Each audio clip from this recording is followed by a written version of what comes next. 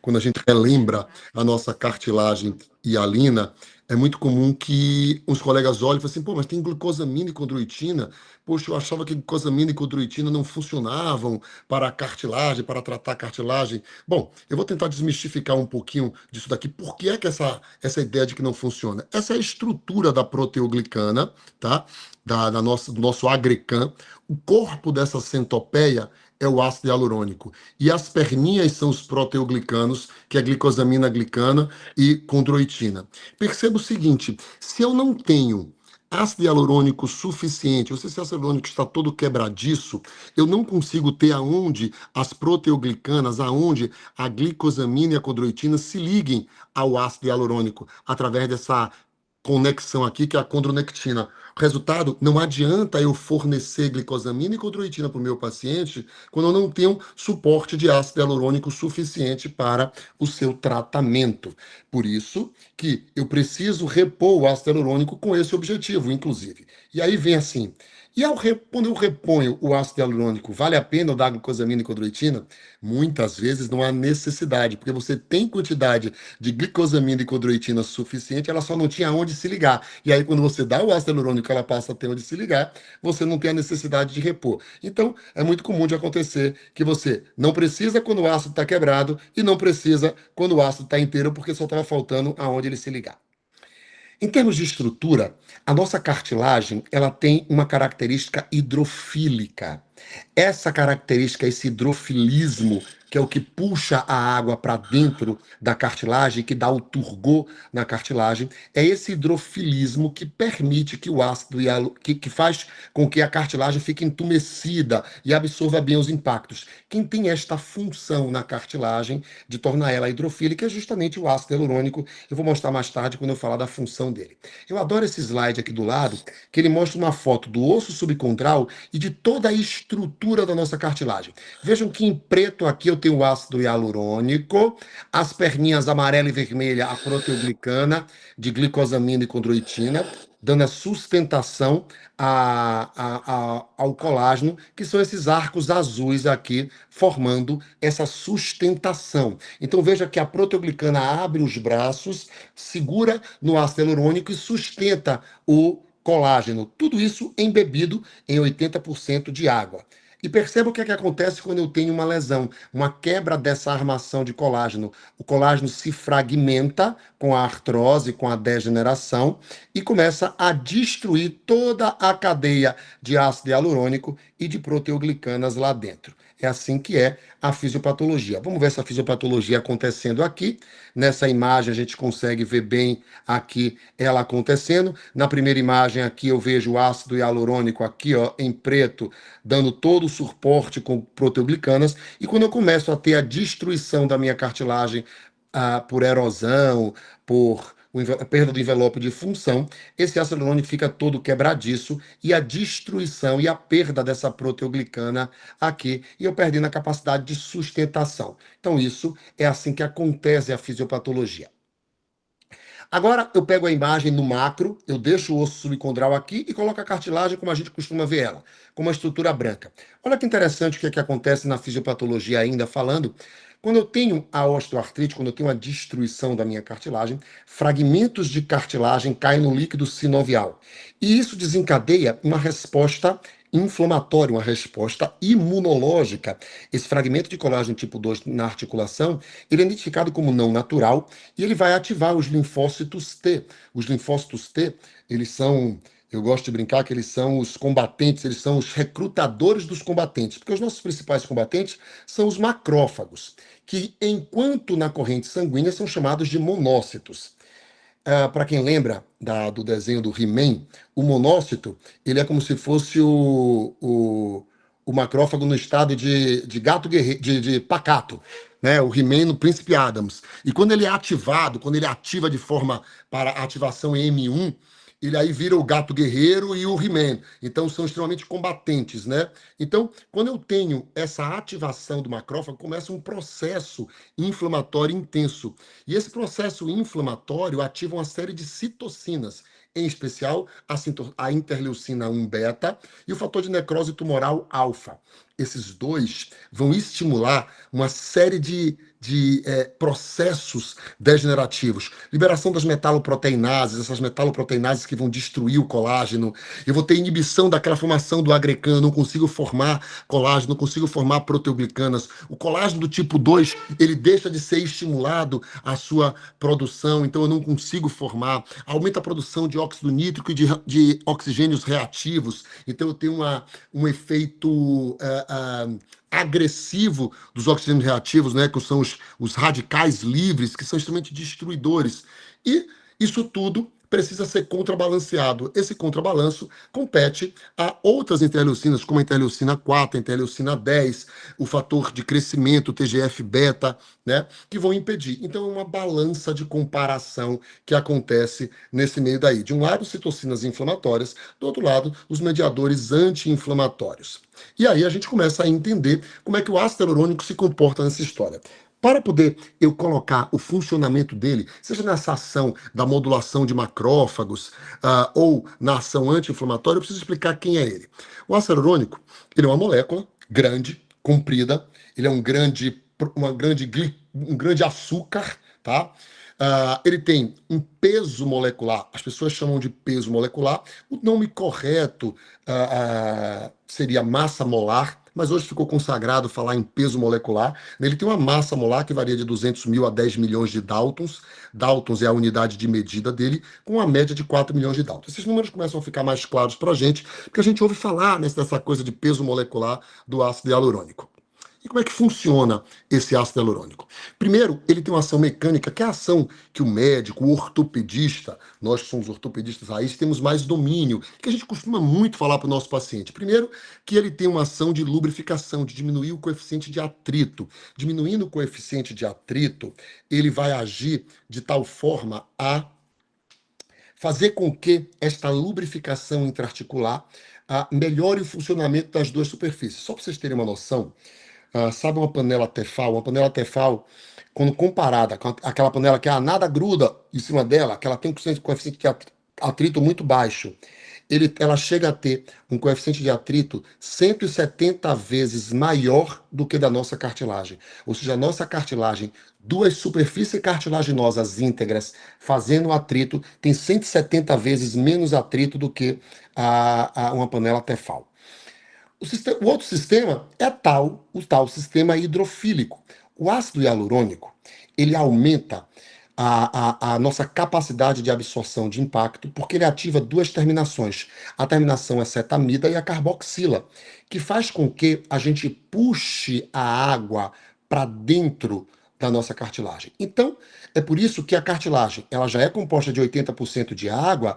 Quando eu tenho um ácido hialurônico saudável, esse ácido hialurônico puxa essa água para dentro da célula, fazendo com que a nossa cartilagem fique entumecida e consiga absorver esse impacto. Ao ficar entumecida, a espessura dessa cartilagem aumenta. E aí vem a terceira função mecânica dela, que é quando eu aumento a espessura, eu protejo o osso subcondral. Você lembra que a cartilagem ela é avascular e aneural. Ela não tem dor nem irrigação. Então, ela protege quem sofre a dor. Quem sofre a dor é o osso subcondral. Então, o ácido hialurônico vai contribuir com a terminação acetamida e carboxila, trazendo o efeito hidrofílico para dentro da cartilagem. Essa cartilagem entumecida aumenta de tamanho de espessura, protegendo o osso subcondral e fazendo com que eu tenha uma diminuição da dor. Até aí está tudo bem, os ortopedistas dominam muito bem, e durante muito tempo o ácido hialurônico foi vendido como sendo uma substância de efeito mecânico. Isso era muito bem aceito, isso era muito bem respeitado como sendo uma substância de efeito mecânico. Porém, a gente viu que existia algo mais. Existia algo que não era mecânico na ação do ácido hialurônico. E esse efeito é um efeito farmacológico. Olha que interessante esse artigo que está aqui no canto à direita, à esquerda. Esse artigo mostra a ação do ácido hialurônico na ativação de receptores kappa-opioides. O receptor kappa-opioide é como se eu estivesse dando uma descarga de opiáceo no meu paciente. Ou seja, eu tenho um efeito analgésico por ação de receptores kappa-opioides no cérebro.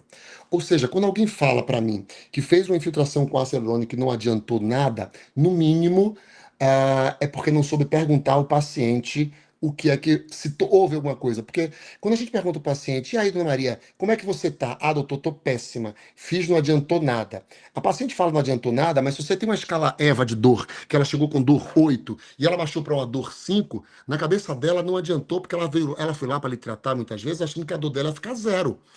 E aí ela traz uma informação que parece que não adiantou nada. Então a coleta da informação é muito importante, porque eu vou ter analgesia com o uso do ácido hialurônico pura e simplesmente.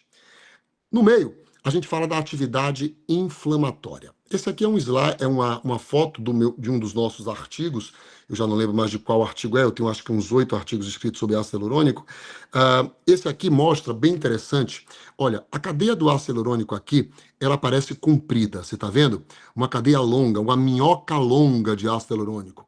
Maravilha. Essa minhoca longa, aonde estariam aderidos aí em verdinho aqui, ó, as proteoglicanas, essa daí, quando está longa, ela vai se ligar a um cluster de diferenciação, que é um cluster de superfície, que é o CD44, e ela ativa uma via anti-inflamatória. Porém, se eu quebrar esse ácido hialurônico, igual eu mostrei naquela imagem no meu segundo ou terceiro slide, quando eu tenho uma erosão da cartilagem e eu quebro o ácido hialurônico em vários fragmentos, esse ácido hialurônico em vários fragmentos, ele ativa a via NF-κB. E a via NF-κB é uma via pró-inflamatória que libera interleucinas pró-inflamatórias. Libera quem? Ele libera interleucina 1 beta, libera fator de necrose tumoral alfa, fazendo com que eu tenha uma reação inflamatória. Então, o mesmo ácido hialurônico, quando interísco e quando longo, que quando cadeia comprida, vai gerar ação anti-inflamatória. Esse ácido hialurônico, quando cadeia quebradiça no paciente idoso, naquele paciente com sinais de osteoartrite, ele é pró-inflamatório, fazendo com que aconteça sinovites, reações inflamatórias no paciente. Então, a ação do ácido hialurônico, quando reposto, é uma ação anti-inflamatória pela a estimulação do receptor CD44, que é um cluster de diferenciação de superfície da célula. E por fim, e para mim a mais importante das funções, que é a função de viscoindução. A viscoindução é o quê? É o fato de, ao repor ácido hialurônico no meu paciente, eu gero uma diminuição da destruição desse ácido, ou seja, dele ser quebrado, e eu estimulo a produção de ácido longo. Ou seja, eu impeço toda a cascata inflamatória, porque eu diminuo a destruição e aumento a produção, estimulo a produção. Eu faço uma viscoindução. Essa viscoindução, ela foi muito bem descrita pelo professor Marreu em 2016, nesse artigo. Esse artigo do professor Marreu, ele está em pelo menos 80% a 90% das bulas, não, da monografia dos ácidos hialurônicos que tem no mercado. Olha que interessante aqui. Aqui ele começa a falar um pouquinho para a gente sobre o peso molecular, sobre a massa molar do ácido hialurônico. Perceba que aqui eu tenho uma célula sinovial, aquela célula que vai ser a produtora, né, de ácido hialurônico. Essa célula precisa ser estimulada. Para isso, ácido hialurônico com peso molecular abaixo de 500 mil Daltons, ele não tem nenhuma estimulação ao sinoviócito. Então, não serve para a gente ácido hialurônico abaixo de 500 mil Daltons. Ele não tem ação para estimular a produção e inibir a quebra do ácido hialurônico. Vamos pular aqui para o ácido hialurônico acima de 4 milhões de Daltons. Muitas vezes o representante chega para lá para a gente para vender um ácido e fala assim, nossa, meu ácido hialurônico é maravilhoso, porque ele tem altíssimo peso molecular, são 10 milhões de Daltons. Veja só, a gente precisa entender qual é o objetivo de eu ter um ácido hialurônico com tão alto peso molecular. Toda a dor de quem trabalha com ácido hialurônico é o quão fugaz é o ácido hialurônico na articulação. Quando eu faço uma injeção de ácido hialurônico na articulação, em média ela dura 4 dias somente. Vou repetir, ácido hialurônico dura somente 4 dias, então ácido hialurônico não é um gel que você coloca para absorver o impacto, para dar uma almofadinha. Não, ele tem uma ação reológica ali dentro, uma ação metabólica ali dentro. E veja que quando eu coloco um ácido hialurônico de alto peso molecular, acima de 4 milhões de Daltons, eu vou ter uma estimulação sim do sinoviócito, vai acontecer, mas essa estimulação é limitada. A biossíntese de ácido hialurônico fica limitada. Por quê? Porque a atração do sinoviócito é tão grande pelo ácido hialurônico de alto peso que ele diminui o estímulo. Então, o melhor estímulo acontece entre 500 mil e 4 milhões de Daltons. Não pasmem. tenho certeza que a indústria farmacêutica não é boba. 90% dos ácidos hialurônicos do mercado estão entre 500 mil e 4 milhões de Daltons. Então, você se atirar para qualquer lado, a tendência é que você acerte no ácido hialurônico que vai ter entre 500 mil e 4 milhões de Daltons, porque é onde ocorre a estimulação otimizada dos sinoviosos, fazendo com que eu tenha uma maior capacidade de produção de viscoindução, diminuição da quebra e aumento da produção do ácido hialurônico. Bom, eu adoro explicar esse slide, porque esse slide me traz uma coisa muito bacana, isso é uma experiência que você pode fazer em casa. O ácido hialurônico, ele é considerado um líquido não newtoniano. O que é um líquido não newtoniano? Na teoria, o líquido newtoniano é aquele líquido que, quando estimulado de forma suave, como o líquido se comporta, mas na agressão, no impacto, como sólido se parece. Ou seja, eu estou dizendo que se eu tiver uma bacia com ácido hialurônico e eu colocar minha mão de forma suave, ela vai penetrar nele como se ele líquido fosse. Mas se eu der um soco, um murro nesta água, ela vai se comportar como sólido, não permite a penetração da minha mão. Olha o líquido sendo colocado na minha mão, e quando eu vou dar agora um impacto, ele não permite. Isso é líquido não newtoniano, isso é ácido hialurônico. Ácido hialurônico tem esta característica. E essa característica é descrita e muito confundida pelos colegas, dividindo o que é viscosidade versus viscoelasticidade. Viscosidade, o ácido viscoso, é aquele que é representado por um parâmetro chamado G2', que é um parâmetro reológico, que é um modo de perda. O modo de perda faz com que o ácido seja fluido, ou seja, ácido viscoso, ácido com viscosidade aumentada, ele é mais fluido. Ele funciona muito bem para lubrificar tendões, ligamentos. Porque se eu quero absorção de impacto, eu preciso de viscoelasticidade, que é o módulo G', que é o módulo de armazenamento. É o módulo que eu armazeno pressão. Então, viscosidade é a característica de ser líquido, de ser fluido, e viscoelasticidade é a capacidade de se organizar como sólido. Perceba que ácido hialurônico, eu acabei de mostrar para vocês, que a depender do estímulo que ele recebe, ele pode ser viscoso ou viscoelástico. E ele sai de viscoso para viscoelástico numa velocidade muito rápida. E veja, se eu estiver fazendo uma caminhada, eu quero que esse meu ácido hialurônico no meu joelho, ele seja extremamente viscoso, líquido, suave. Mas se eu tropeçar e for cair do barranco e tiver que dar um impacto no meu joelho, eu quero que rapidamente ele se transforme em viscoelástico, que ele absorva o impacto. E isso acontece todos os dias no nosso joelho. A transformação de viscosidade em viscoelasticidade. Só que muitos colegas não sabem esta velocidade com que o ácido sai de viscoso para viscoelástico, ela é medida e é chamada de frequência de crossover. É a velocidade com que eu saio é o tempo que eu demoro, desculpe, é o tempo que eu demoro para sair de viscoso para viscoelástico. Ou seja, ele é inversamente proporcional à velocidade.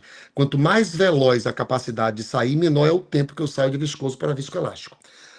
Senhores, vamos fazer aqui um pensamento. O que é que eu quero? Eu quero um ácido hialurônico que ele rapidamente se transforme de viscoso para viscoelástico, ou eu quero que ele demore para se transformar de viscoso para viscoelástico? É lógico que eu quero que ele seja rápido.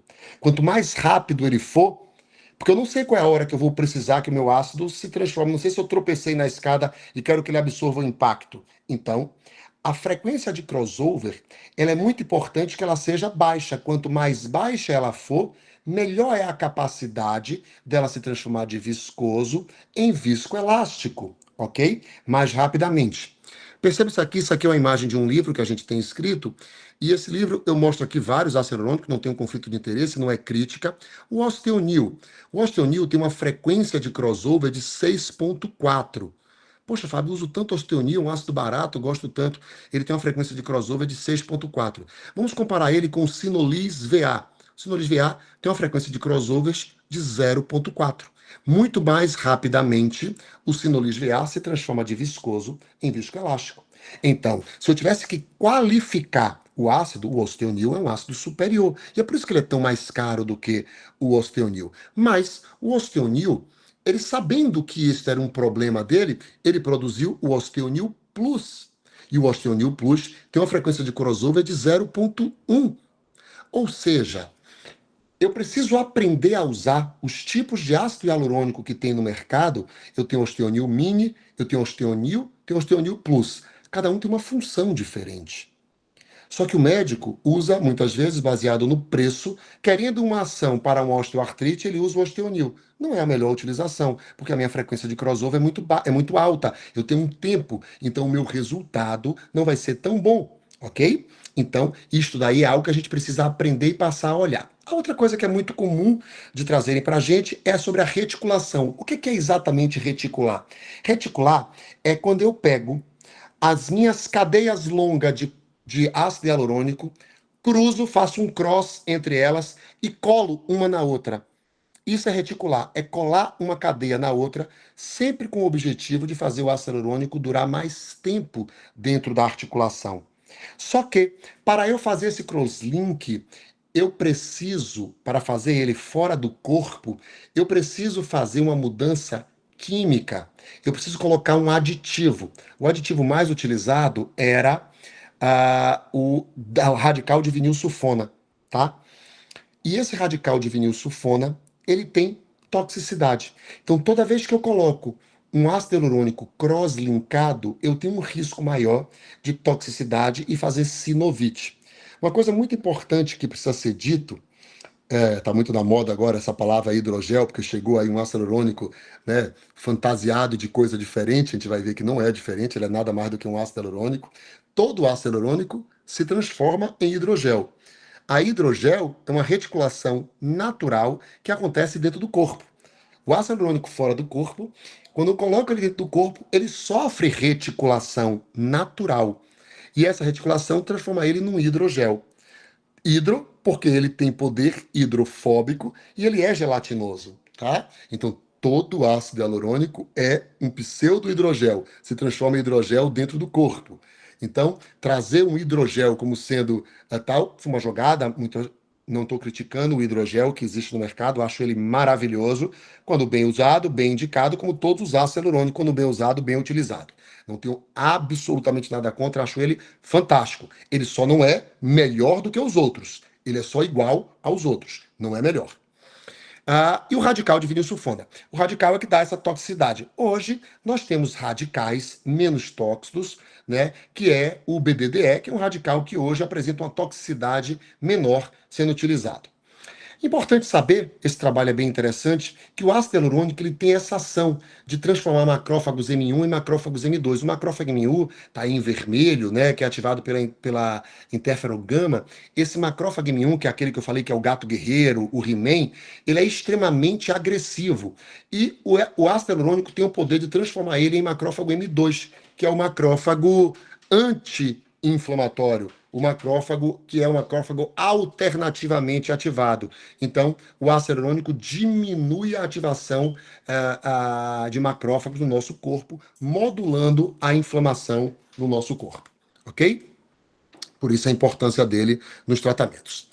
Eu adoro esse outro slide que mostra aqui, que mostra várias marcas de ácido hialurônico com peso, volume, protocolo de uso, viscosidade, elasticidade, sabe? Ele mostra várias coisas.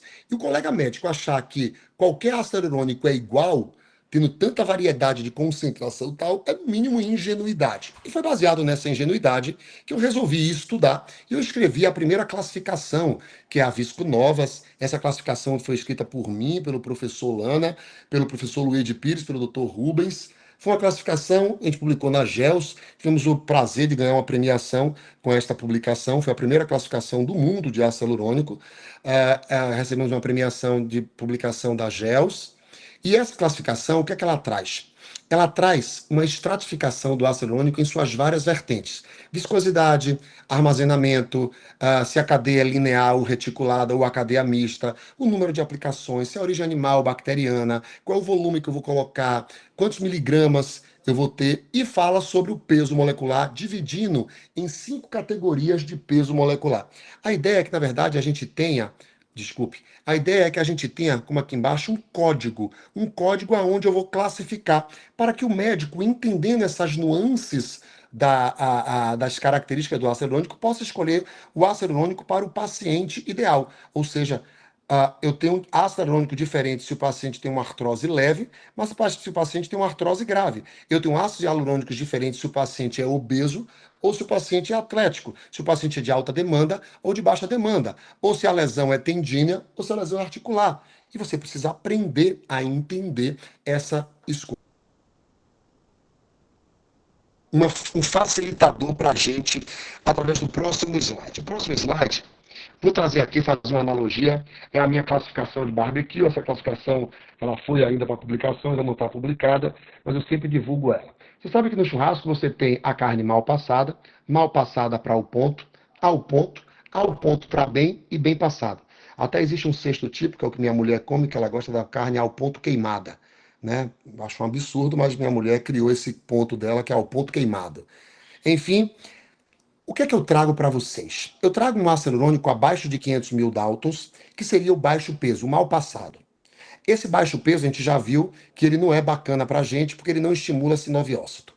A segunda, que seria ao ponto para bem, de mal passado para o ponto, ela seria o médio, o baixo médio, porque ela vai variar de 500 mil a 1 milhão de Daltons. Depois vem o ao ponto, que seria o médio peso molecular. Então eu tenho baixo peso, médio baixo, médio. Médio seria de 1 milhão a 3 milhões. Médio alto, de 3 milhões a 4 milhões e meio.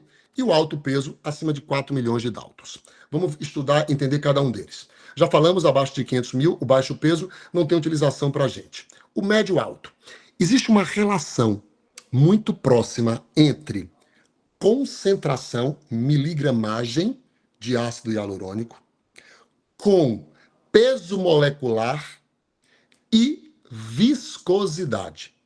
Quanto mais baixo o peso molecular e a concentração, eu tenho a tendência de ser mais viscoso. Não é viscoelástico. Viscoso. Se ele é mais viscoso, ele responde melhor no uso com tendões, que eu quero o efeito de lubrificação e não o efeito de absorção de impacto. Quando eu vou subindo o peso molecular, eu vou aumentando a viscoelasticidade do meu ácido e vou aumentando a concentração. Então, existe uma proporcionalidade em relação a isso em linhas gerais, ok? Então, ácidos de 500 mil a 1 milhão de Daltons, que seria o médio baixo, são ácidos mais viscosos e que respondem bem em tendões. Aqui está o Supraial Duo, aqui está o Sport Vis, aqui está o Osteonil, ok? Médio peso. Médio peso seria o ácido mais eclético. É um ácido que tem em torno de 2 a 3 milhões de Daltons. É um ácido que responde muito bem em condropatias leves, ou em artroses leves, artroses moderadas, em condropatias. É um ácido para T. É um ácido dos mais ecléticos. É o ácido que tem as maiores evidências na utilização em medicina, em ortopedia. O médio alto seria um ácido já agora um pouco mais concentrado, com uma viscoelasticidade bem maior e que tem uma capacidade de absorção de impacto maior. Seria um ácido que iria muito bem em artroses mais graves. E para quem eu deixaria o ácido hialurônico acima de 4 milhões e meio? Preciso explicar que para conseguir fazer um ácido hialurônico acima de 4 milhões e meio, eu preciso reticular ele. Ou seja, eu vou precisar de aditivo químico, eu vou ter risco de sinovite. Mas ele vai ter um tempo de duração na articulação maior, uma capacidade de absorção de impacto maior, fazendo com que ele seja muito bom em pacientes com artroses mais graves. Seria a exceção, porque a artrose mais grave, um Kellgren Lawrence 4, é de indicação de prótese, não é para eu fazer ácido hialurônico.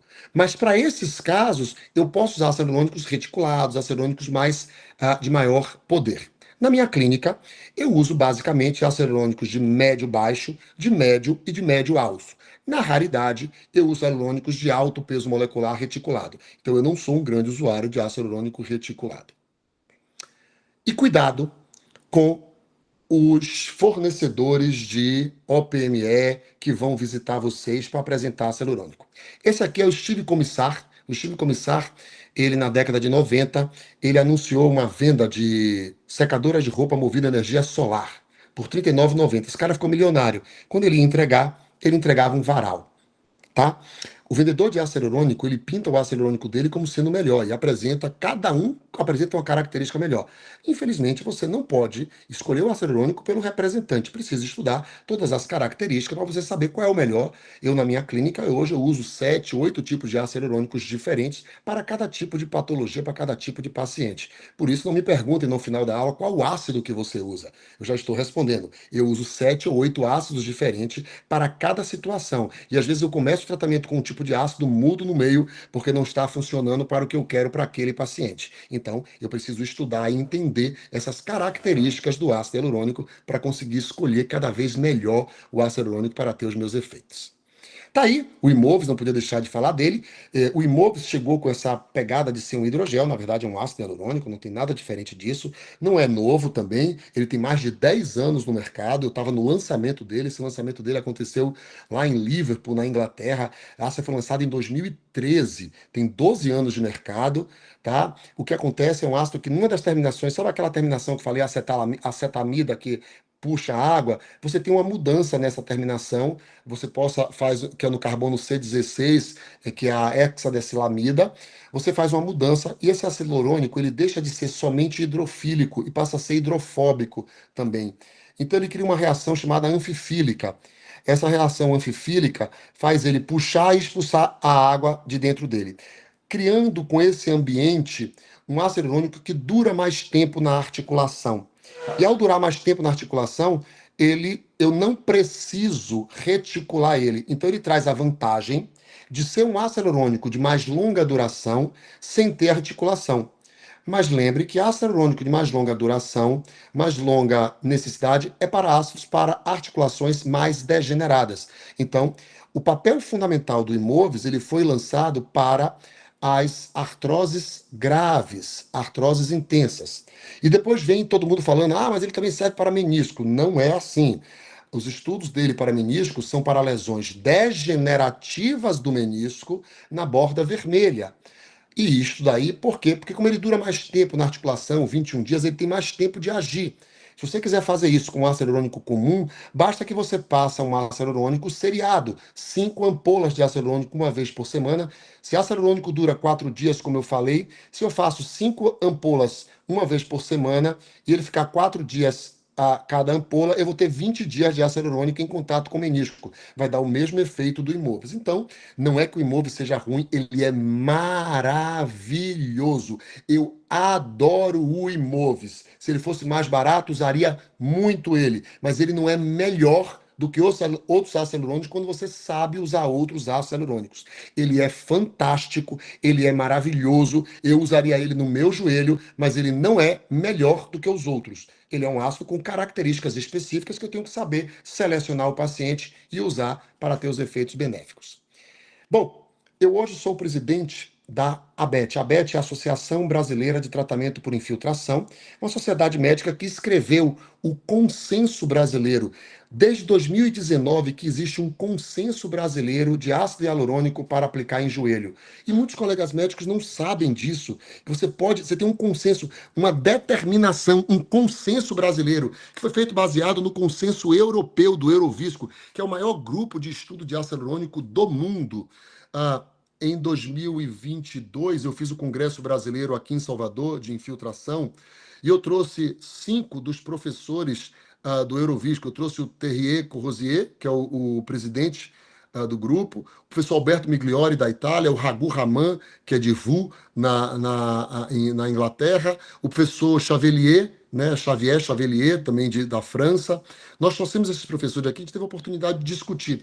E olha que bacana, o consenso brasileiro da gente, que tem acesso a todo mundo, hoje o grupo ABET tem publicado o consenso brasileiro de joelho, o consenso brasileiro de quadril, o consenso brasileiro de ATM e agora sai o consenso brasileiro de ombro, que nós estamos publicando, que fala sobre ácido hialurônico. Na sua declaração número 1, com 100% de acordo, fala que ácido hialurônico é a melhor indicação para artrose leve ou moderada do joelho. E pasmem, sabe aquele paciente que nunca tratou, nunca fez nenhum tratamento para artrose, ele tem uma artrose no joelho, nunca tomou nenhum anti-inflamatório.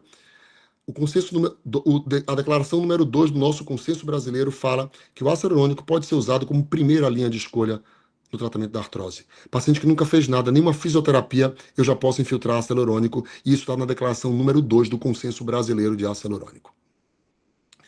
O Eurovisc escreveu em 2023 e saiu no Cartilage, nessa revista tão importante, uma indicação, um guia de boas práticas para a primeira aplicação, quando eu vou fazer ácido hialurônico com o meu paciente. E ele se baseou na classificação de Kellgren-Lawrence para poder fazer. Lógico, a gente já sabe que a artrose grau 2 e 3 é a melhor indicação do ácido hialurônico. Mas olha que interessante, na artrose de grau 1, ele fala que a melhor forma de tratar são outros métodos terapêuticos. Eu concordo, é fisioterapia, é fortalecimento, é suplementos, tal. Mas ele traz uma coisa aqui, isso está escrito no artigo, um only if. Quando é que você pode fazer ácido hialurônico? Patient wishes. Se o paciente demonstrar vontade, o artigo da Cartilage fala que paciente que demonstra vontade em fazer ácido hialurônico pode fazer ácido hialurônico em artrose grau 1. Tem indicação. Da mesma forma para a artrose de grau 4. A patient wishes, eu não quero operar meu joelho. Ele fala que a indicação na artrose grau 4 é cirurgia, mas o paciente declarou, eu não quero operar. Ou o paciente tem contraindicação, ou o paciente tem vontade de fazer, você pode fazer, e você tem respaldo científico para fazer isso daí, baseado nesse artigo. Quando repetiu o ácido hialurônico, o ECEU fala que é de 6 em 6 meses, mas o grupo Eurovisco foi estudar isso daí e escreveu um algoritmo de decisão para a gente retratar o ácido hialurônico. Eu gosto muito desse algoritmo aqui para a gente ver. Eu fiz o ácido hialurônico, com 6 meses eu vou reavaliar o meu paciente. E ao reavaliar meu paciente, eu tenho duas situações. Ele pode estar symptom free, ou seja, sem sentir nada, ou ele pode ter little symptoms. Se ele tiver pequenos sintomas, little symptoms, o algoritmo fala que é retratamento a cada 6 meses. Mas se ele tiver free symptom, não tem sintomas, é no retreatment, não vou retratar, mas eu vou reavaliar ele com 12 meses. E se com 12 meses ele continuar sem sintomas, mas ele é um paciente com alto risco de progressão, ou ele é um paciente muito jovem com artrose, ou ele é um paciente profissional, eu faço competição de corrida no final de semana, eu devo retratar ele a cada 12 meses. Então, no Brasil, nós fazemos muito pouco retratamento de ácido hialurônico, quando a gente deveria estar olhando o paciente a cada 6 meses para retratá-lo. Para finalizar, eu vou finalizar essa minha apresentação, que eu programei ela para 40 minutos, falando desse artigo daqui, que é um artigo publicado na British Medical Journal. Esse artigo pergunta se usar paraquedas previne a morte quando pulando de um avião. Caramba, Fábio, um artigo científico de uma revista médica perguntando se usar paraquedas previne a morte quando pulamos de um avião. E o resultado desse trabalho diz que não. Paraquedas não previne a morte ou trauma maior, ou dano maior, ou injúria maior quando você pular de um avião. Você sabe por quê? Porque nesse estudo o avião estava parado no chão. O que é que eu quero trazer para vocês? Estudo científico, você não pode ler só a introdução e a conclusão. Tem que ler materiais e métodos, porque vão apresentar um monte de estudos falando que esse ácido hialurônico é isso, que esse ácido hialurônico é aquilo. Você precisa estudar para ter a sua opinião de valor baseado em ciência e não em achismo, e em ciência de qualidade. Bom, Eu já fui apresentado, eu sempre me apresento no final das minhas apresentações, eu não gosto de me apresentar no início. Eu sou médico ortopedista, fiz na USP, fiz 5 anos de ortopedia na USP, onde fiz R4, fiz R1, R2, R3, R4 em joelho, R5, medicina do esporte. Sou também médico do trabalho, sou pós-graduado em dor, em nutrologia esportiva, que também tem o RQE, sou médico regenerativo, e essas são as minhas atuações aí como médico do esporte que eu atuo. Sou aquele maluco ó, que entra lá no UFC, eu sou aquele cara que entra no octagon para ver as lutas, acabar a luta ou continuar a luta. Eu sou também o atual diretor e o atual presidente da Academia Brasileira de Medicina Regenerativa. Então, eu convido a todos a conhecer a Academia Brasileira de Medicina Regenerativa. Quem já faz medicina regenerativa, quem já tem curso de medicina regenerativa, se associe à academia. Nós temos mais de 450 membros na academia. E esse daqui era meu pai, que era colega nosso, ortopedista, foi um dos primeiros ortopedistas aí daquela velha guarda, já faleceu, e para ele eu sempre dedico todas as minhas aulas, que toda vez que eu estou dando aula, eu tenho certeza que ele está do meu lado, me dando esse abraço. Muito obrigado.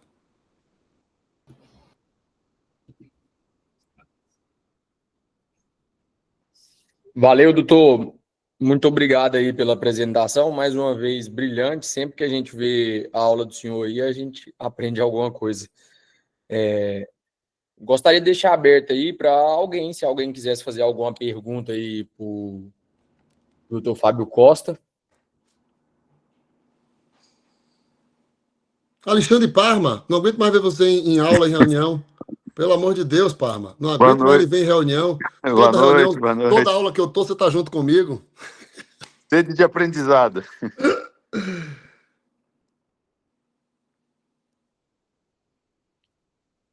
Maravilha, senhores. Se não temos perguntas, eu vou falar para vocês, finalizar aqui, com uma coisa muito importante. Nós estamos vivendo um momento, né, de muita tensão, todo mundo preocupado com a medicina regenerativa, uma briga pelos ortobiológicos, uma tensão à vontade. Hoje o André Cruel, que é meu sócio, teve lá no Conselho Federal de Medicina defendendo, né, provavelmente na próxima semana, na primeira semana de dezembro, nós vamos ter a definição sobre a medicina regenerativa no Brasil, o caminho que vamos ter. Mas o que eu quero falar para vocês é que a medicina regenerativa do Brasil, a medicina regenerativa não é só os derivados do sangue, que eu sou apaixonado, né, que eu utilizo frequentemente, mas o ácido hialurônico é um ortobiológico. O ácido hialurônico é um dos principais ortobiológicos que a gente tem respaldo científico, que a gente tem ele on-label, que eu tenho autorização para poder fazer, e ele pode ser muito bem explorado. É uma substância utilizada em ligamentos, em tendões, em músculo, em cartilagem, em todo tipo de abordagem. Pode ser utilizado em mesoterapia, pode ser utilizado associado com outras substâncias. Então, é extremamente eclético e permite que o médico tenha. E, além disso, ainda é possível ter rentabilização, no sentido de uma rentabilização ética, que a gente pode utilizar, uma vez que eu tenho cobertura por operadoras de saúde, eu posso utilizar no meu paciente particular de forma on-label, eu tenho diversas bulas que me permitem uso em articulações desde risartrose à artrose do joelho. Então o ácido hialurônico é muito eclético e por isso eu estudo, defendo tanto a utilização dele, porque eu acho que é uma ferramenta terapêutica muito bacana para o ortopedista utilizar no seu dia a dia.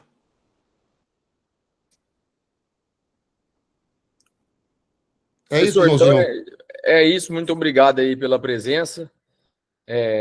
Como eu disse aí, sempre já vi também, estou igual o Parma, eu acho que já deve ter visto a aula umas 3 vezes e sempre a gente está aprendendo.